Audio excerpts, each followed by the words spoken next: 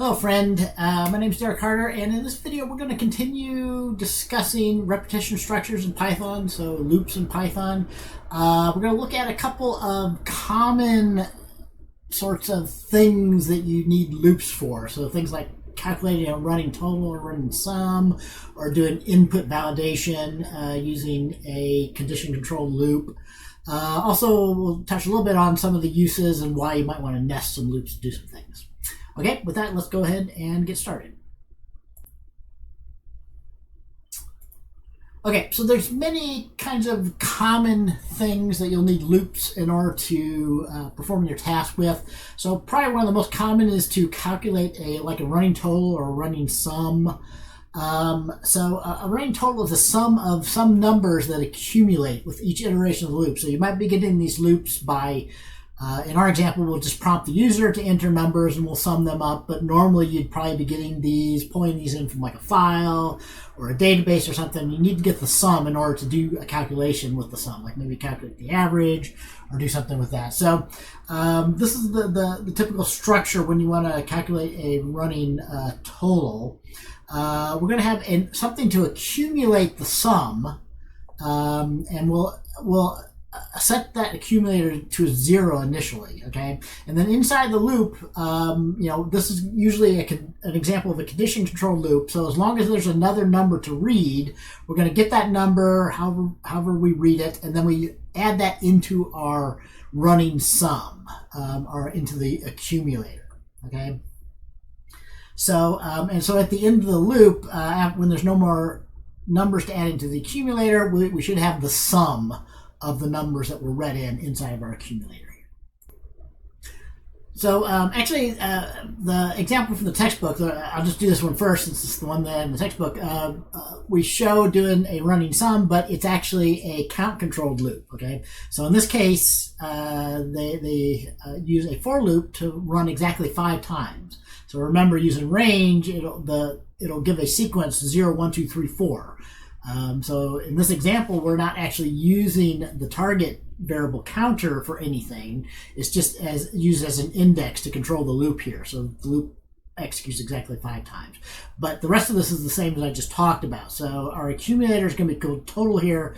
Normally you need to initialize the accumulator to 0 if you're doing a running sum. You might need to initialize it to something else if you're doing like a running multiplication or a running division or something like that. In this case, we're getting the input from the user, but we might be reading this from a file or a database or something like that, and then just keeping the running total, the running sum here. So if we run this program, and we enter, let's say, values 2, 3, 4, 5, and 6, we should end up with a sum of 2 plus 3 plus 4 plus 5 plus 6, which is 20. Let me skip ahead a little bit and show you an example of using a Sentinel value. So a more normal way of doing this is you probably wouldn't know the exact numbers unless you've already read this into a sequence. So we might change this into a Sentinel controlled loop or a condition control loop. Like use a while loop.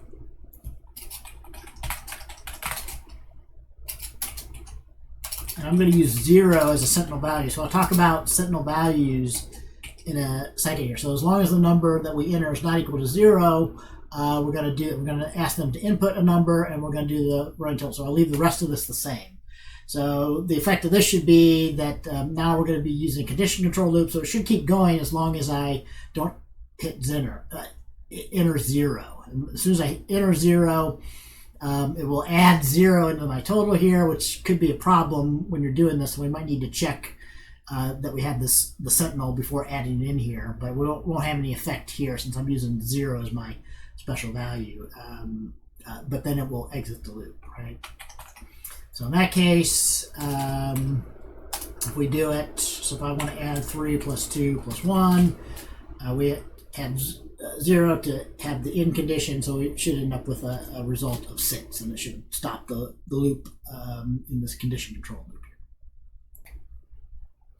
here. A little quick aside here, the textbook brings up a description of what it calls these augmented assignment operators at this point in the textbook. It brings this up, and I'll show you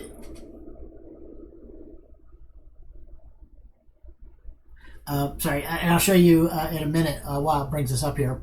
So so many times when you're doing something like an accumulator like this, we're actually going to be adding a value into something and then reassigning that back into itself, right? So, the simplest example to understand is like this first one here. So this is equivalent to doing like x equals x plus 5, right? And these augmented assignment operators work for pretty much all of the basic arithmetic operators that we have. Addition, subtraction, multiplication, division, integer division, modulus operator, and raising to a power. I think that's all of the arithmetic operators that Python supports here. So just real quickly, you would most likely, if you're doing a running sum, calculating a running sum of some sequence of values, you'd probably see it written often like this, right?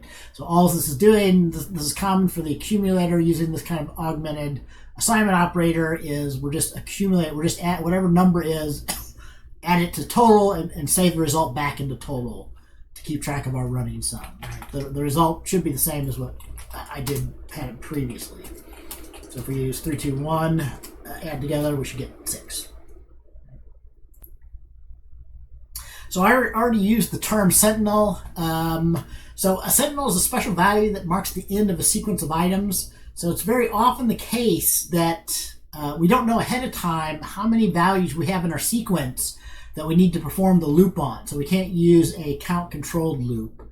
So in that case, when a program reads in or reaches a special value called Sentinel, not that kind of Sentinel, but a special value, it knows that Sentinel value needs to be distinctive enough. It can't be something like a normal value. So like in the previous example I was giving, I was using 0, but that's a valid integer. So that might be, not a really great example of a Sentinel, but it really depends on what you're accumulating or what you're doing in your loop. But a common one, again, we're skipping ahead here a little bit. We'll talk about doing stuff with files in a couple of weeks or so, but a common thing is when you're reading an input from a file, you don't know how many lines you have in the file, so you just read until you get to an empty line or the end of the file. That's your Sentinel. That's kind of the most basic example of a Sentinel.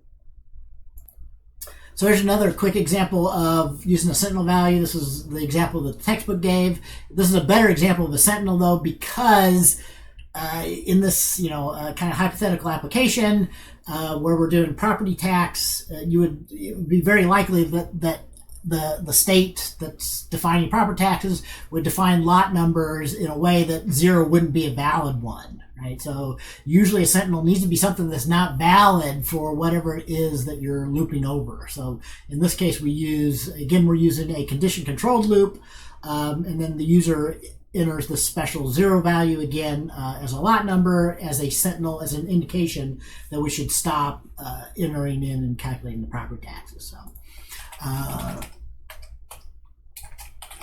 So if we run that, if we ask for lot number 1 as a $40,000 value, it'll give us a property tax given the tax factor and the other stuff in here, and we can again exit by using that Sentinel value. And again, since this is since the condition is tested at the top, as soon as you enter 0 here, it will exit out of the loop, right? Because the next time it tests, if lot whether it's not equal to 0 is when it will exit the loop here.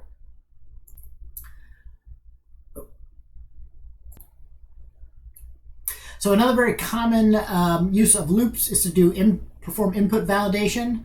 You'll need to be doing this for some of the questions on your assignments in this unit here. So computers cannot tell the difference between good and bad data. And so if you ask a computer to make a calculation and you give it bad data, you're going to get bad results, garbage in, garbage out, right? So in real applications, like you're learning about developing in this class, it's very important to check that input is valid before you actually use it to make calculations, and to reject it or to make certain that it's re-entered until you get good data, right? So input validation is we're going to inspect the value before we send it off and perform a calculation with it, process it. If it's invalid, we're going to prompt the user again, right? So that's where the loop comes in. So we don't know how many times the user might enter in bad data. So we need, again, a condition-controlled loop that keeps going as long as the data they enter is bad and doesn't proceed to the next step until we've correctly validated the input data and we have good data. Okay. So here's the basic example of input validation from the textbook. So here we are entering in price in order to calculate the retail price from the wholesale cost on some markup percentage, as is given here, right? So this is an example of a nested loop here. So I'll talk about nested loops next. But often input validation in this class especially is going to be a little nested loop like this where we're doing a condition control loop. So here we might need to do more you might need to do more complex input validation in your assignment questions, but here it's very simple. We're just checking, testing, making certain that they don't enter in a negative value. So the wholesale value we want to make a calculation on has to be a floating point number that's a positive value. It's not zero or negative. Right? And if they enter in, as long as they're entering in something that comes up as negative, it will reprompt them to enter in the wholesale cost again. So if we run that with validation, so if we enter in like -5, it'll just, we do get the error message and it'll prompt us again. And if we enter in, so this won't be completely good because float will actually throw an exception if you give a value that it can't, if you give it a string that it can't convert into a floating point number, right? So that might be another kind of input validation that we want to do, is to ensure that they're not entering in something that throws an exception here. But as long as I enter in something like 0 or negative, it has to be less than 0. So as long as they enter in something negative, it should keep prompting them until they enter in a good value there.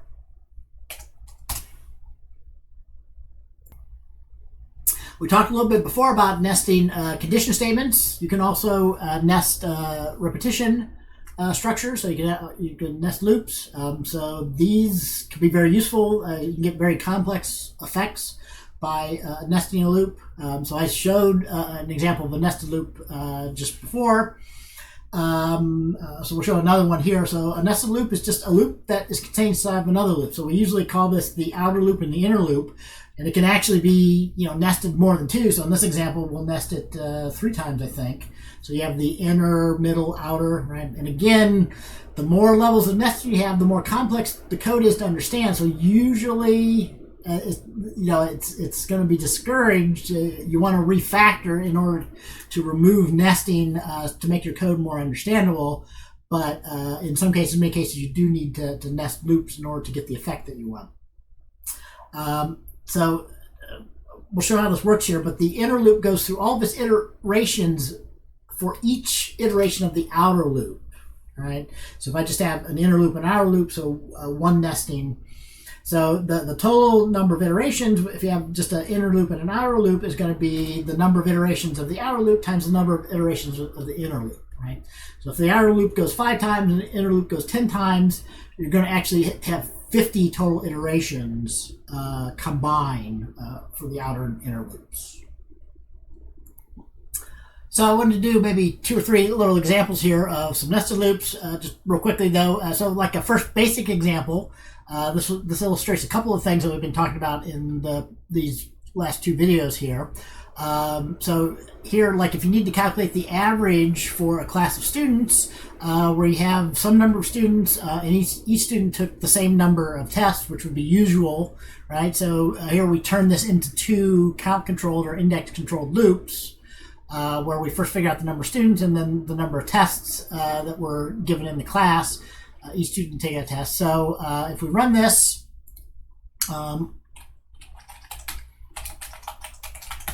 And I was going to point out, that we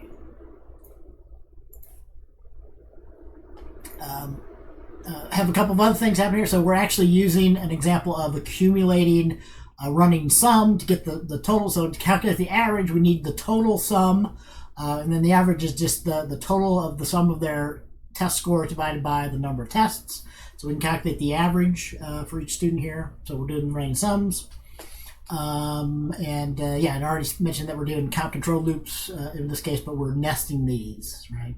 So I don't want to do too many, but if we have two students and we have two tests per student, and the first student got a 70 and an 80, then they're going to have an average of 75, and the second student had 100 and a 90, so we'll have an average of 95. So as another example of a nested loop, this is based on an example of the textbook with a few modifications here. So if we wanted to have a basic clock showing up, this will only go over one day, right? So this actually updates for every second, once every second here, this clock here. So we have a nested loop, 3 levels, hours, minutes, and seconds. So the total number of time that this print statement and the sleep statement is going to run is 60 times 60 times 24, which is the number of seconds, 60 times 60 times 24. So that's the number of seconds that are in every day, right? 86,400 seconds happen each day here. So if we run this inner loop would run 86,400, and since we're sleeping for 1 second here, it would take a full day, a full 86,400 seconds for this loop to basically execute, right? So the effect will be that and we're using some formatted output here. We're using 3 levels of nesting, but we'll see it kind of count up from 0 up to 23, 59, 59. Again, remember how these ranges work. So these will go from 0 to 59, and then once we get 59, this will go up to minute 1. I won't wait for that. And again, this isn't an infinite loop, but it's going to take 24 hours to finish. So I'll just hit Control C to get out of there.